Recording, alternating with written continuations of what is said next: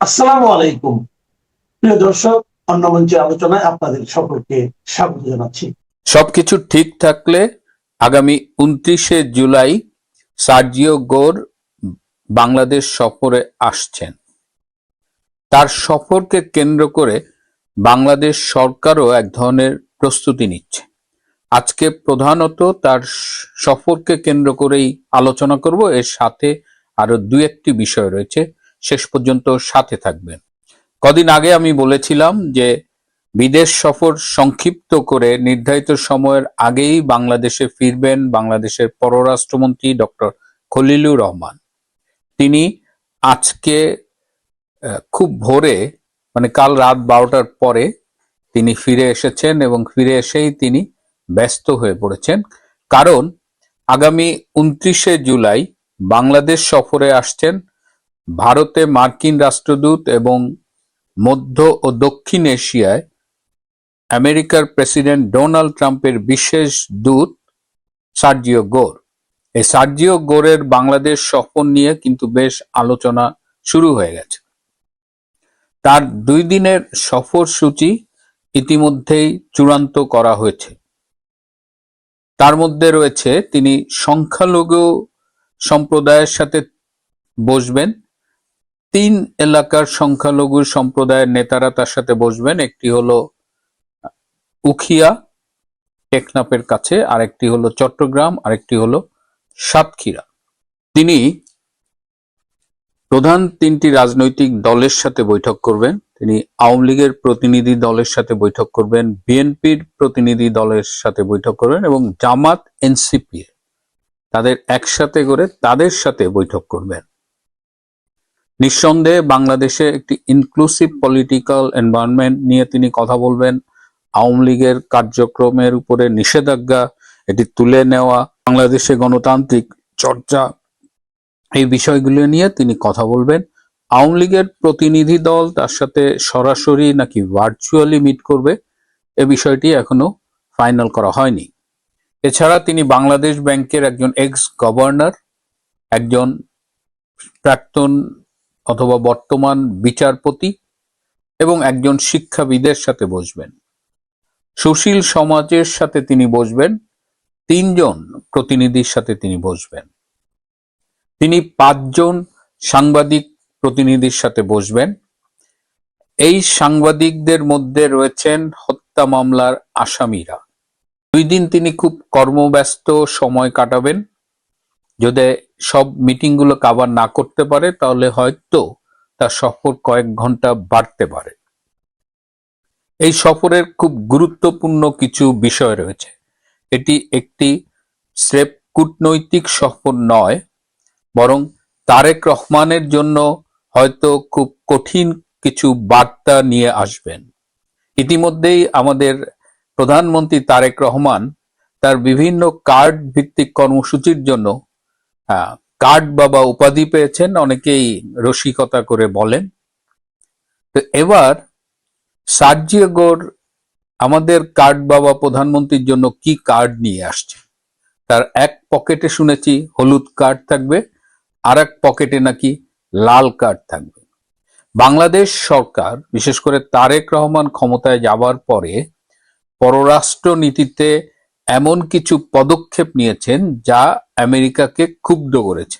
তার মধ্যে একটি হলো সম্প্রতি জুন মাসে যে তারেক রহমান চীন সফরে গিয়েছিলেন এবং চীনের সাথে যে মেমোরেন্ডাম অফ আন্ডারস্ট্যান্ডিং গুলো স্বাক্ষর করে এসেছেন, যে প্রতিশ্রুতি দিয়ে এসেছেন, তা আমেরিকাকে ক্ষুব্ধ করেছে।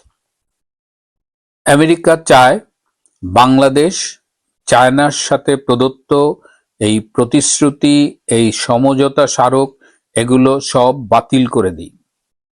এই যে বিআরআই যে করেছে, চায়না মিয়ানমার হয়ে বাংলাদেশের যে করিডোর দেবে, এটি করা যাবে না।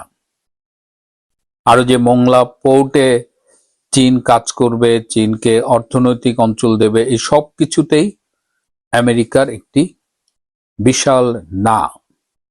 আমেরিকা অনেকটা বলা যায় যে বেশ ধমকের সুরেই এই সফরে কথা বলবে এবং চীনের সাথে এই দহরম মহরম বাদ দিতে হবে।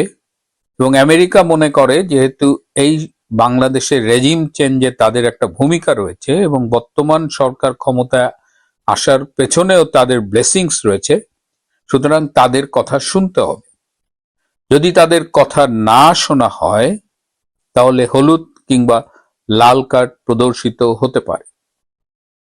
তার চেয়েও আরেকটা ভয়াবহ কথা, যেটা হলো যে মিয়ানমারকে, বিশেষ করে রাখাইন স্টেটে আরাকান আর্মিকে হেল্প করার জন্য যে মানবিক করিডোর চেয়েছিল জাতিসংঘ, এবং তখন বাংলাদেশ সরকার ইচ্ছে থাকা সত্ত্বেও দিতে পারেনি।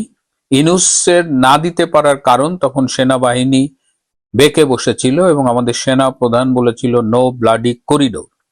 কিন্তু এবার সার্জিও গোর এসে এই করিডোরটি ইমিডিয়েটলি চান।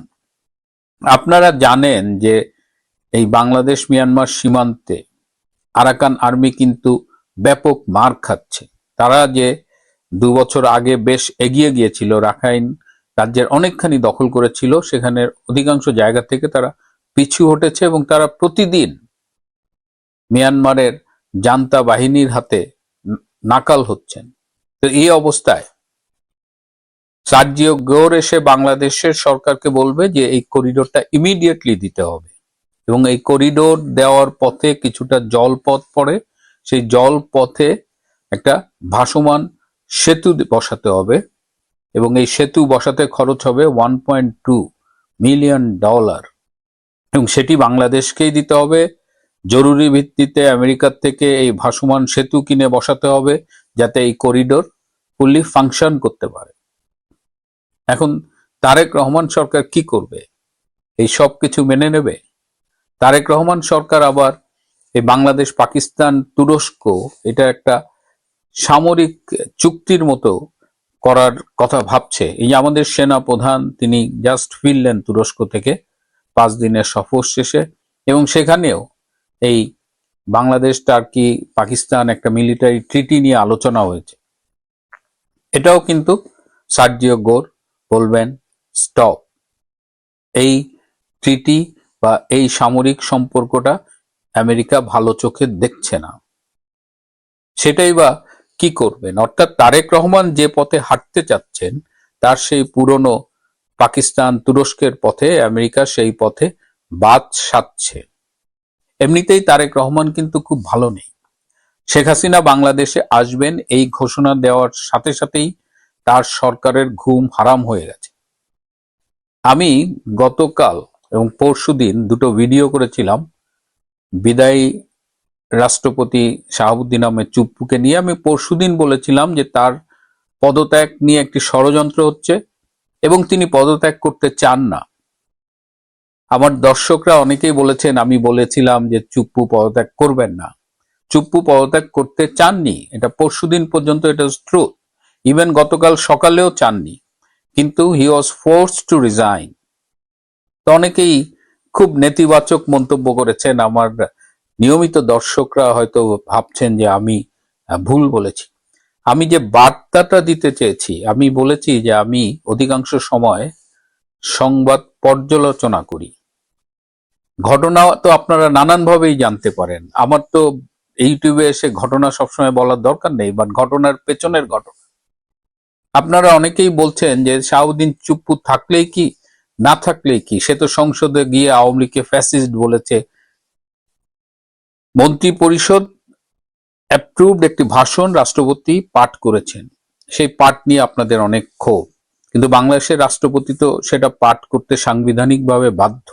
আপনি হয়তো বলবেন না, তিনি না বললেই পারতেন, আমি সেই বিতর্কে যাব না। কিন্তু আমরা যখন বলছি চুপ্পু থাকলেই কি, চুপ না থাকলেই কি, বা চুপ্পুকে আমরা সমালোচনা করছি, গালাগালি করছি, তখন প্রতিপক্ষ কিন্তু চুপ্পুকে আইডেন্টিফাই করতে ভুল করেনি। চুপ্পু যদি তাদেরই লোক হবে তাহলে শেখ হাসিনা দেশে আসবেন এটা শোনার সাথে সাথে চুপ্পুকে কেন চলে যেতে হচ্ছে? আমরা চুপ্পুকে যেভাবেই মূল্যায়ন করি, বিএনপি সরকার এই ভুলটা করেনি। তারা একটা পথের কাঁটা সরিয়ে রাখলো। এই বিষয়টা নিয়ে একটু গভীরভাবে আমি আমার দর্শকদের ভাবার জন্য অনুরোধ করব। তিনি পদত্যাগ করেছেন, তিনি প্রচন্ড চাপের মুখে ছিলেন। এটা বিএনপির রাজনীতি। এর আগে তারেক রহমানের বাবা, সেই সময়ের রাষ্ট্রপতি বিচারপতি আবু সায়েম, তাকেও অস্ত্রের মুখে পদত্যাগ করতে বাধ্য করেছিলেন। নমস্কার, আমি তরুণ ঘোষ। রবীন্দ্রনাথের একটা গান মনে পড়ে যাচ্ছে, এই লবিনু সঙ্গ তব সুন্দর হে সুন্দর। অবশেষে মার্কিন যুক্তরাষ্ট্র এবং ভারতের মধ্যে সম্পর্কের যে টানাটানি চলছিল তা মোটামুটি মিটল। আনন্দবাজারে একটা খবর বেরিয়েছে মার্কো রুবিওর সঙ্গে। এর আগের দিন যখন জয়শঙ্করজি ফোন করেছিলেন তখন বলেছিলেন, আমি খেলা দেখতে ব্যস্ত, আমি এখন কথা বলতে পারবো না। আসলে উনি কথা বলতে চাননি। এবার কি হয়েছে, ভারত আমেরিকা চুক্তি প্রায় চূড়ান্ত। ফিলিপিন্সে জয়শঙ্কর রুবিও বৈঠকের পরেই দাবি ট্রাম্প সরকারের। এবার আপনারা মিলিয়ে নেবেন যে সার্জিও গোর কেন এইবারেতে আপনাদের বাংলাদেশ সফরে যাচ্ছেন। যা লেখা হচ্ছে, ভারত মার্কিন প্রস্তাবিত বাণিজ্য চুক্তির রূপরেখা নিয়ে বুধবার মার্কিন বিদেশ সচিব মার্কো রুবিওর সঙ্গে বৈঠক করলেন বিদেশমন্ত্রী এস জয়শঙ্কর। ফিলিপিন্সের রাজধানী ম্যানিলায় ওই বৈঠকের পরে ওয়াশিংটন জানিয়েছে, ভারত এবং আমেরিকা বাণিজ্য চুক্তির খুঁটিনাটি প্রায় চূড়ান্ত হয়ে গিয়েছে। বিদেশ মন্ত্রক সূত্রের খবর, বৈঠকে বাণিজ্য চুক্তি, জ্বালানি, প্রতিরক্ষা, গুরুত্বপূর্ণ খনিজ, কৃত্রিম বুদ্ধিমত্তা সহ অধিকারপ্রাপ্ত বিভিন্ন বিষয় নিয়ে বিশদ আলোচনা করেছেন জয়শঙ্কর এবং রুবিও। দক্ষিণ পূর্ব এশিয়ার দেশগুলির জোট আসিয়ান এবং কোয়াড বিদেশমন্ত্রী সম্মেলনে পার্শ্ব বৈঠকে দ্বিপাক্ষিক আলোচনার পরে জয়শঙ্কর সমাজ মাধ্যমে লিখেছেন, আমাদের বৈঠকে ভারত আমেরিকা আন্তর্জাতিক কৌশলগত অংশীদারিত্বের ক্ষেত্রে অধিকারপ্রাপ্ত ক্ষেত্রগুলি নিয়ে বিস্তারিত আলোচনা হয়েছে। এর মধ্যে ছিল বাণিজ্য, শুল্ক, জ্বালানি, প্রতিরক্ষা, নিরাপত্তা, গুরুত্বপূর্ণ খনিজ এবং কৃত্রিম বুদ্ধিমত্তা।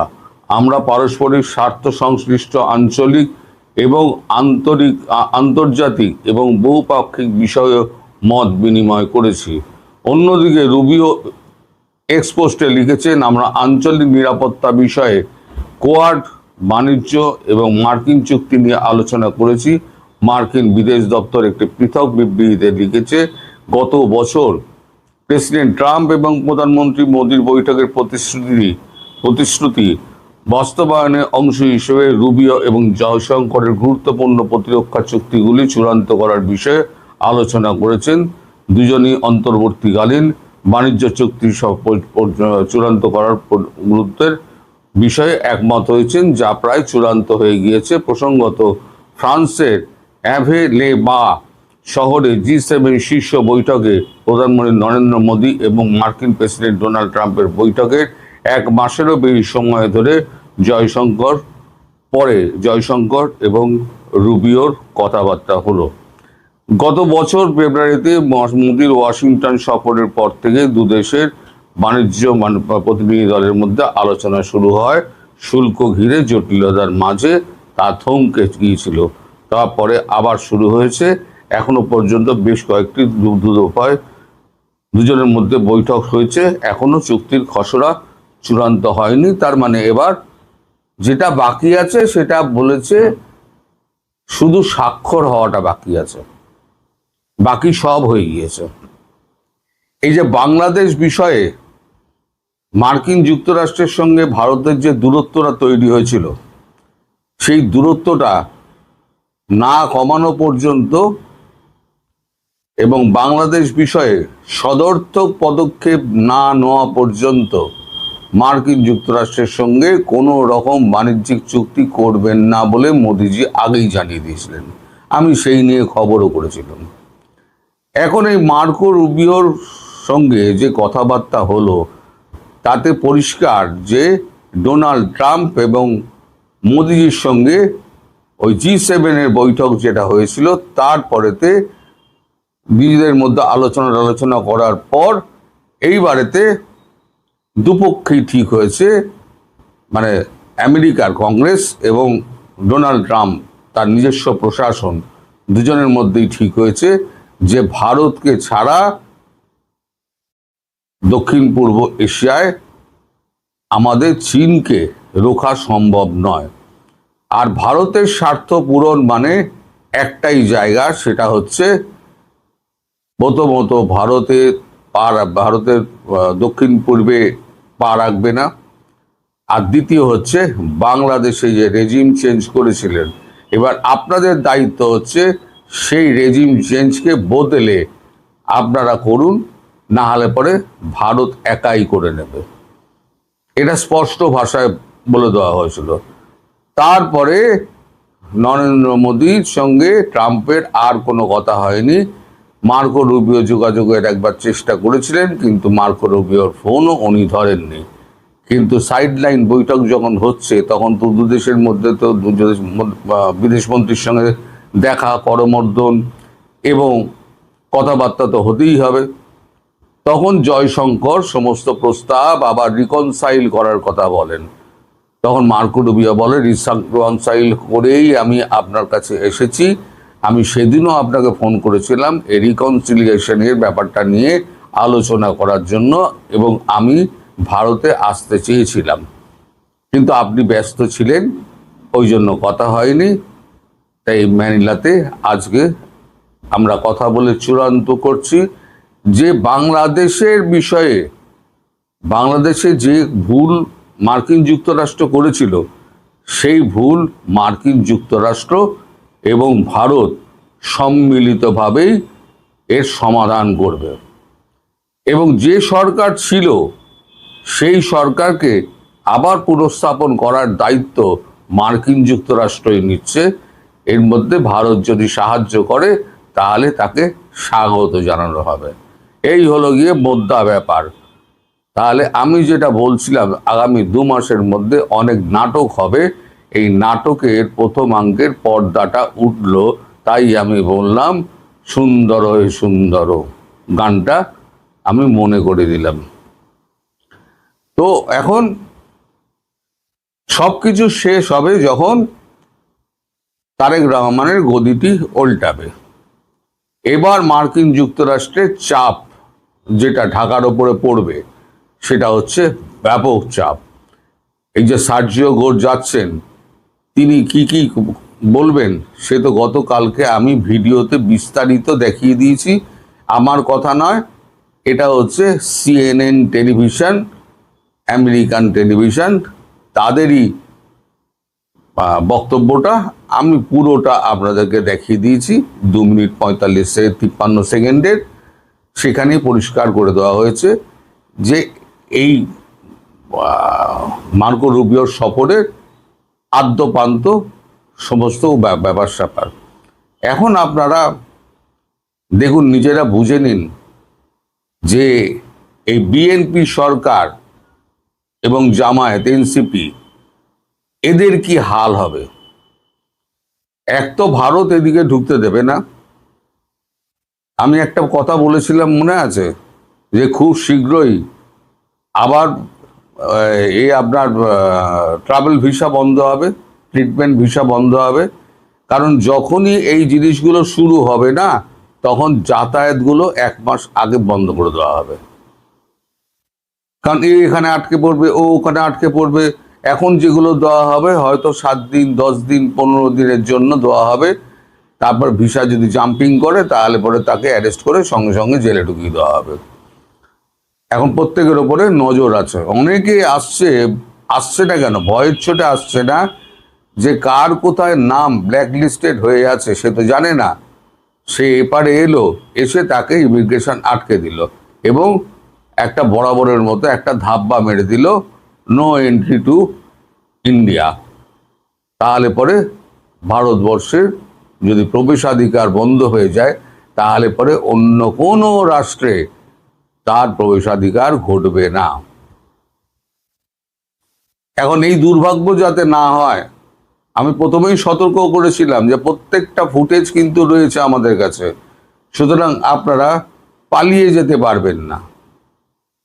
যেখানে জাহিদুর রহমান যেখানে আটকে গেলেন উপদেষ্টা, সেখানে আপনারা তো ছুটকো ছাটকা।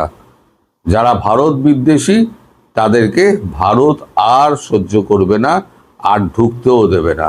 আর আপনারা যে লাফালাফি করছেন না, এই যে ভারতে যাচ্ছে না বলে ভারতের ব্যবসা পাতি মার খেয়ে গেছে, দু বছরে তো বাংলাদেশের লোক না আসাতে আমরা দেউলিয়া হয়ে গেছি মশাই। আমাদের দেউলিয়া হয়ে যাওয়ার পর অবস্থা আপনারা যেটা করে দিয়েছেন না, সেটা আমাদের অর্থনীতিকে পাট বসিয়ে দিয়েছে। ওই যে বলি আপনাদের মিডিয়ার 2 পয়সার দাম নেই, কেউ কোটও করে না, কেউ ঢাকার কোনো কাগজকে উল্লেখ করে না, ঢাকার কোনো টেলিভিশনের কোনো ক্লিপিংস চালানো হয় না, কারণ সমাজ মাধ্যমেরটা চালানো হয়। কিন্তু ঢাকার মিডিয়াকে, বাংলাদেশের মিডিয়াকে কোনো দেশ বিশ্বাস করে না এবং 2 পয়সার দাম দেয় না। ফলে আগামী দিনে আমি যেটা বলেছিলাম, আমার কথা অক্ষরে অক্ষরে সত্যি হতে চলেছে। যে দেখুন এবার সার্জিও গোর গিয়ে কীরকম প্রেশারটা তৈরি করেন, এবং তার পথটা খুলে দিয়েছেন তারেক রহমান নিজে, চায়না ভিজিট করে এবং সমঝোতাপত্র সই করে। ফলে এবার তারেক রহমান কি করে বাঁচবেন এই উভয় পক্ষের চাপে? ওই যে বলি না, 2টো হাতি লড়াই করছে, বুনো হাতি বা 2টো বুনো মোষ লড়াই করছে, তাহলে সেখানেকার নিচে ঘাসের অবস্থাটা কি হবে একবার ভেবে দেখুন। এই 2টো মোষের এখন যে চাপাচাপি হবে ওখানে ঘিরে, তাতে আপনাদের অবস্থাটা কোথায় গিয়ে দাঁড়াবে।